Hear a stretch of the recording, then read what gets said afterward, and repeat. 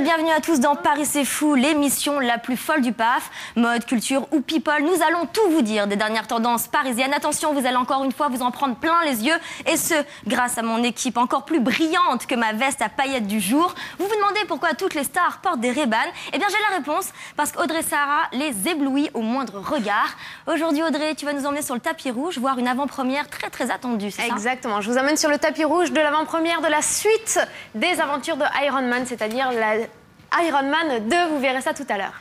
Elle est aussi connue dans les musées parisiens que Mona Lisa au Louvre. Des Japonais la prennent même en photo. Et oui, Anne-Denis, notre muse culture, va nous parler aujourd'hui des faux vrais, des vrais faux, on ne sait plus. Et effectivement, Marie, avec une expo à la Cité des Sciences, ça s'appelle Contrefaçon. Et vous allez voir que ce qui est contrefait n'est pas forcément ce qu'on croit. On en parlera tout à l'heure. Avec ses fourrures extravagantes, il parcourt le monde à la recherche de nouvelles tendances. De New York à Tokyo, il ne s'arrête pas. Mais le week-end dernier, notre chère Magloire a laissé son jet privé de côté pour gambader avec grâce sur les plages bretonnes. De dinars, absolument, pour le Festival des jeunes créateurs, le véritable vivier des créateurs de demain. D'accord, bah tu vas nous prouver qu'à Dinard, on ne s'habille pas qu'en kawaii et en bottes, c'est ça? Pas du tout, surtout avec Adriana Carambeu au bras, t'imagines? Chanceux, notre petit Magloire.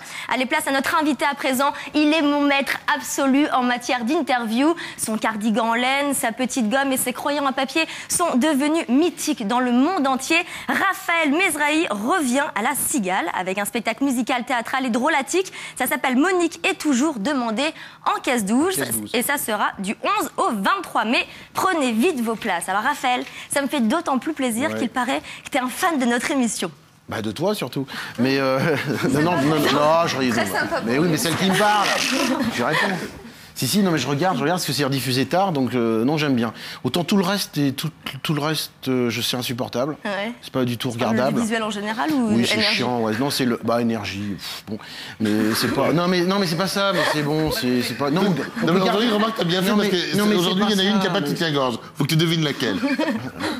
Restez les mecs. Aujourd'hui, c'est pas trouvé.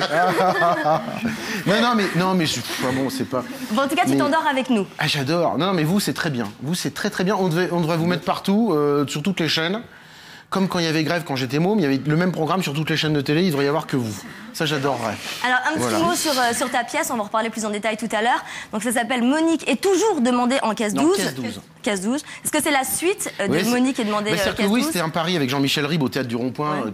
On a créé ça il y a 2 ans. Et puisque je fais plein de prises de son, parce que j'adore, je me balade dans la rue avec mes micros. J'ai fait plein de manifs. J'ai enregistré les chants des manifs. J'ai fait le top 50 des chants de manif. Parce que je trouvais ça rigolo. Après, j'ai fait les chants des supporters dans plein de clubs de foot. Mais les vrais chants, comme ça, je me balade avec mes perches. Et les gens se demandent ce que je fous, mais comme ils savent pas ce que c'est. Et donc, j'ai enregistré une femme qui, je sais pas ce que j'ai. Non, c'était un peu. On coupera, si, ouais. On le fera après. On va enchaîner tout de suite dans un univers que tu connais bien. Oui. Le cinéma et les people. Ouais, c'est ton truc, ça. Avec Audrey Sarah, tout de suite. Non, mais je m'en fous. La page people, même si Mesrahi. J'ai pas terminé ma phrase. Laissez-moi parler. Donc tu es allée à une avant-première sans nous, encore une fois, ma chère Audrey, ça fait plaisir. Alors tu peux nous parler un petit peu de l'homme de fer, c'est ça? Ouais, exactement. Je vous emmène à l'avant-première de Iron Man 2. Et attention, dans le 2, il y a une nouveauté.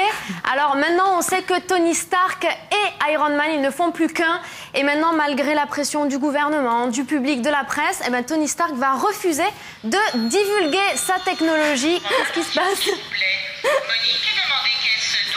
Ok, c'était le petit truc promo. Elle va être bonne cette émission. Voilà, là c'est un vrai exercice pour moi. Malgré toutes les pressions, Tony Stark ne veut pas dévoiler sa technologie à l'armée. C'était pas le mec de Mireille Mathieu? Non, c'était Johnny Stark. Allez, regardez, bande-annonce. Ah oui.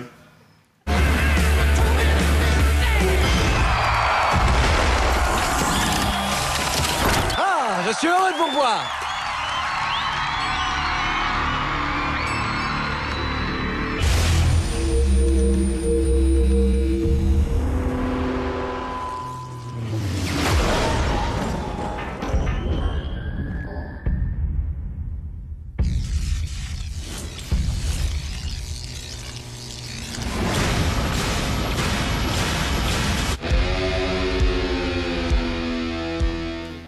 Et donc, ma chère Audrey, tu as eu la chance d'assister à l'avant-première. Exactement, donc je vous ai ramené quelques images, évidemment, je voulais partager ce moment avec vous. Donc regardez, non, mais non, oh là là. Bon, regardez, ça se passait donc du côté des Champs-Élysées à l'Élysée-Biarritz. On s'est retrouvés dans un décor très super-héros avec plein de petits gadgets.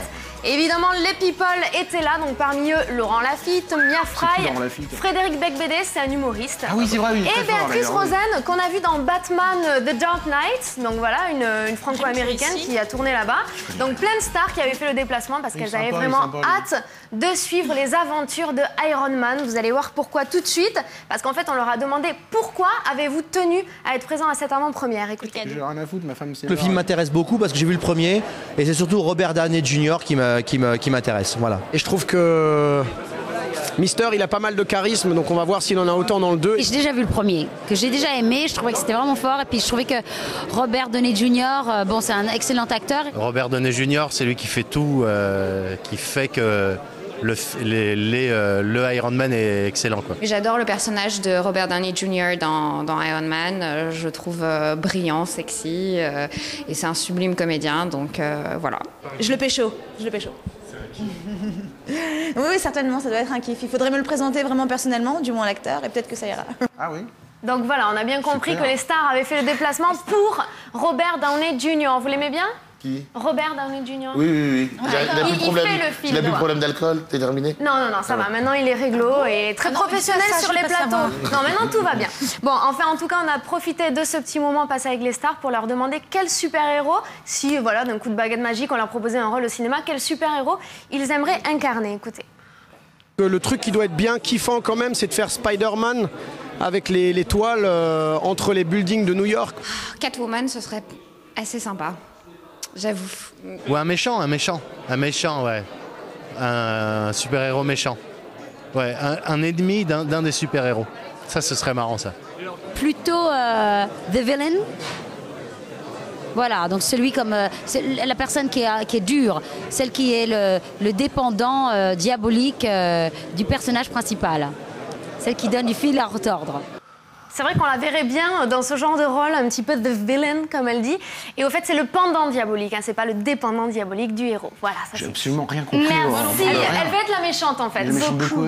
Si elle voudrait être une super-héros, elle voudrait être le personnage méchant. Mister Magoo, tu te vois comme un super-héros? Oui, Mister Magoo. Raphaël, et avec tes interviews, tu nous as montré toute la dérision, le regard un peu décalé que tu avais sur la Jet Set.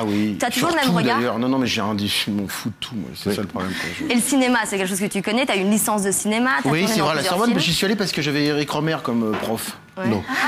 J'y suis allé. Oui, vraiment, je peux me la péter quand même. Et alors, tu as des projets, il paraît, avec un certain François Morel de cinéma. On l'a reçu ici. Ah oui, François. Ouais. Bah oui, il y a un truc qui est a priori. Oui, non, j'ai reçu un scénario vachement sympa. C'était Jean-Loup Dabadi qui m'a écrit un rôle pour moi, en pensant à moi. Donc, voilà, en gros. Premier rôle ouais, on va dire avec François Morel, un duo, quoi. Un duo, voilà. Donc, donc c'est bien, parce que comme François Morel, j'adore, et c'est un bon mec, intelligent et rigolo, et voilà. On a hâte de voir ça va être pour quand? Peut-être de tournage en août, là, à peu près, j'en sais pas, j'attends, j'en sais pas beaucoup plus, quoi. Mais ouais, je suis content, ouais, enfin voilà. Allez, place au vote à présent. Est-ce que tu as aimé un peu À la folie ou pas du tout cette avant-première? Alors, pas du tout. Alors encore une fois, c'est bien sûr pas Audrey que l'on juge sur sa chronique, mais plus l'ambiance. Parce qu'on m'a dit, personne ne dit pas du tout, donc voilà, il va nous faire une contre-émission. Allez, on regarde les résultats tout de suite en images. Alors, mon petit Magloire chéri a mis À la folie, Raphaël pas du tout, et Anne à la folie. Alors pas du tout, pourquoi? Parce que je sais pas, j'ai même pas fallu voter pourquoi. Ah ouais? Pour les avant-premières, parce que ce genre d'ambiance, de people, de soirée, d'événements. Il est à l'ouest, Raphaël. Non mais les people, je m'en fous. Non mais c'est le film aussi. Le film de qui? Oh là là. Je l'ai pas vu. Une autre fois. Non mais j'ai pas vu. Non attendez, on me demande de. Oui, tu peux pas le dire. J'ai pas vu le film. Ce genre de film de super-héros. Est-ce que ça te donne envie d'aller le voir? Non, il s'en fout. Allez hop, il préfère aller sur Paris c'est fou avec moi. C'est très bien. C'est drôle. Anne. Je l'ai vu, écoute, j'ai adoré. J'avais pas vu le premier, mais Robert Downey Jr., je l'ai trouvé hyper bien macho, tout ça, comme dans Sherlock Holmes. Exactement. Ah, t'aimes bien les machos? Voilà, exactement. Et puis non, et c'est un film qui a fait un très bon démarrage. Il a fait $100 millions de recettes, je crois, sans les États-Unis. Hors taxe. Voilà, hors taxe. Troisième meilleur démarrage après Alice au pays des merveilles, je crois. Ouais, non, ça marche très bien. Je sais plus trop quel film, c'était vachement. Merci Anne pour tous ces chiffres. Magloire.